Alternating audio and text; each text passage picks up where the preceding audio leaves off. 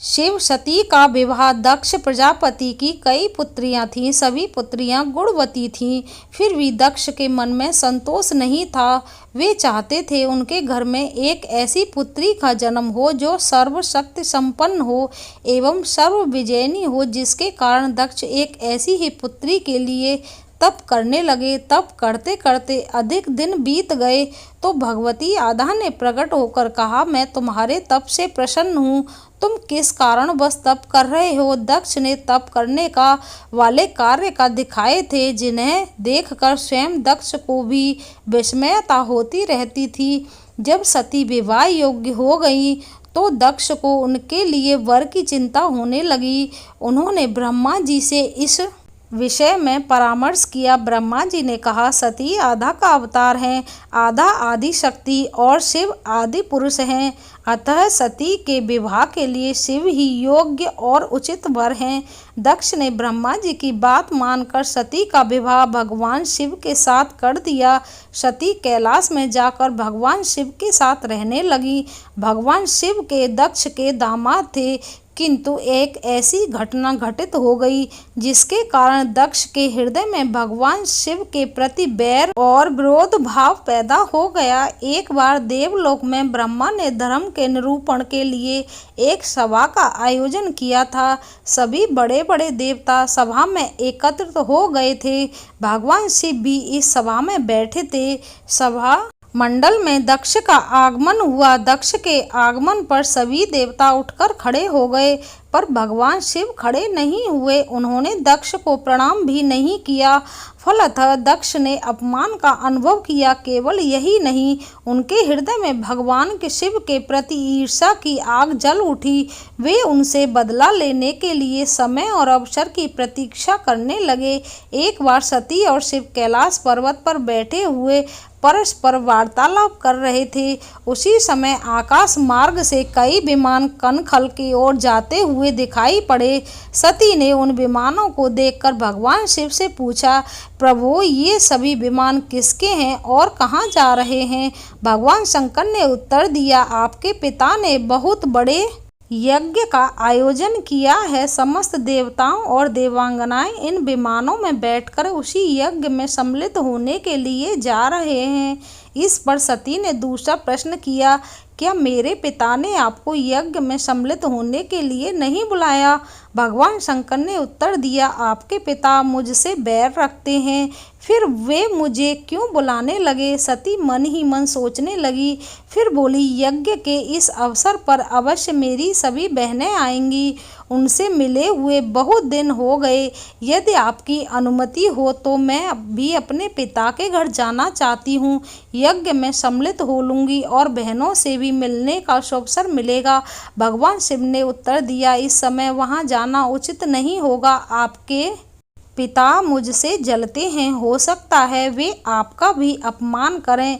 बिना बुलाए किसी के घर जाना उचित नहीं होता है। इस पर सती ने प्रश्न किया, ऐसा क्यों?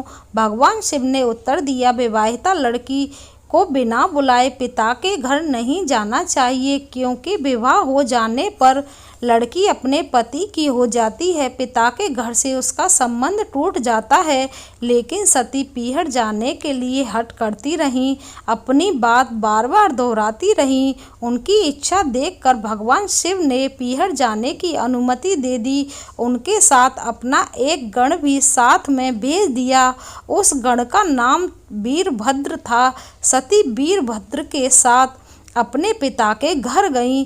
घर में सती से किसी ने भी प्रेम पूर्वक वार्तालाप नहीं किया। दक्ष ने उन्हें देखकर कहा, तुम क्या यहाँ मेरा अपमान करने आई हो? अपनी बहनों को तो देखो, वे किस प्रकार भांति भांति के अलंकारों और सुंदर वस्त्रों से सुसज्जित हैं। तुम्हारे शरीर पर मात्र बागंबर है। तुम्हारा पति शमशानवासी और भूतों का नायक है, वह तुम्हें बागंबर छोड़कर और पहना ही क्या सकता है? दक्ष के कथन से सती के हृदय में पश्चाताप का सागर उमड़ पड़ा। वे सोचने लगी, उन्होंने यहाँ आकर अच्छा नहीं किया। भगवान ठीक ही कह रहे थे कि बिना बुलाए पिता के घर भी नहीं जाना चाहिए, पर अब क्या हो सकता है, अब तो आ ही गई हूँ। पिता के कटु और अपमानजनक शब्द सुनकर भी सती मौन रहीं। वे उस यज्ञ मंडल में गईं जहाँ सभी देवता और ऋषि मुनि बैठे थे तथा यज्ञ कुंड में धूं-धूं करती जलती हुई अग्नि में आहुतियां डाली जा रही थीं। सती ने यज्ञ मंडप में सभी देवताओं के तो भाग देखे किंतु भगवान शिव का भाग नहीं देखा। वे भगवान शिव का भाग न देखकर अपने पिता से बोली, पितृश्रेष्ठ, यज्ञ में तो सबके भाग दिखाई पड़ रहे हैं किंतु कैलाशपति का भाग नहीं, आपने उनका भाग क्यों नहीं रखा? दक्ष ने गर्व से उत्तर दिया, मैं तुम्हारे पति शिव को देवता नहीं समझता। वह तो भूतों का स्वामी, नग्न रहने वाला और हड्डियों की माला धारण करने वाला है।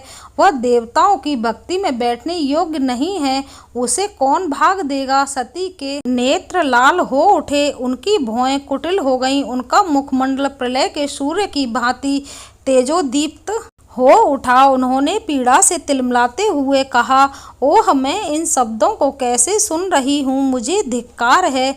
देवताओं, तुम्हें भी धिक्कार है, तुम भी उन कैलाशपति के लिए इन शब्दों को कैसे सुन रहे हो जो मंगल के प्रतीक हैं और जो क्षण मात्र में संपूर्ण सृष्टि को नष्ट करने की शक्ति रखते हैं। वे मेरे स्वामी हैं, नारी के लिए उसका पति ही स्वर्ग होता है। जो नारी अपने पति के लिए अपमानजनक शब्दों को सुनती है उसे नरक में जाना पड़ता है। पृथ्वी सुनो, आकाश सुनो और देवताओं तुम भी सुनो, मेरे पिता ने मेरे स्वामी का अपमान किया है। मैं अब एक क्षण भी जीवित रहना नहीं चाहती। सती अपने कथन को समाप्त करती हुई यज्ञ के कुंड में कूद पड़ी। जलती हुई आहुतियों के साथ उनका शरीर भी जलने लगा। यज्ञ मंडप में खलबली पैदा हो गई, हाहाकार मच गया। देवता उठकर खड़े हो गए। वीरभद्र क्रोध से कांप उठे। वे उछल उछल कर यज्ञ का विध्वंस करने लगे। यज्ञ मंडप में भगदड़ मच गई। देवता और ऋषि मुनि भाग खड़े हुए। वीरभद्र ने देखते ही देखते दक्ष का मस्तक काटकर फेंक दिया। समाचार भगवान शिव के कानों में भी पड़ा। वे प्रचंड आंधी की भांति कनखल जा पहुँचे। सती के जले हुए शरीर को देखकर भगवान शिव ने अपने आप को भूल गए। सती के प्रेम और उनकी भक्ति ने शंकर के मन को व्याकुल कर दिया। उन शंकर के मन को व्याकुल कर दिया जिन्होंने काम पर भी विजय प्राप्त की थी और जो सारी सृष्टि को नष्ट करने की क्षमता रखते थे। वे सती के प्रेम में खो गए, वे शुद्ध हो गए। भगवान शिव ने उन्मत्त की भांति सती के जले हुए शरीर को कंधे पर रख लिया। वे सभी दिशाओं में भ्रमण करने लगे। शिव और सती के इस अलौकिक प्रेम को देखकर पृथ्वी रुक गई, हवा रुक गई, जल का प्रभाव ठहर गया और रुक गई देवताओं की सांसें। सृष्टि व्याकुल हो उठी। सृष्टि के प्राणी पुकारने लगे, त्राहिमाम त्राहिमाम। भयानक संकट उपस्थित देखकर सृष्टि के पालन भगवान विष्णु आगे बढ़े। वे भगवान शिव की बेसुधी में अपने चक्र से सती के एक एक अंग को काटकर गिराने लगे।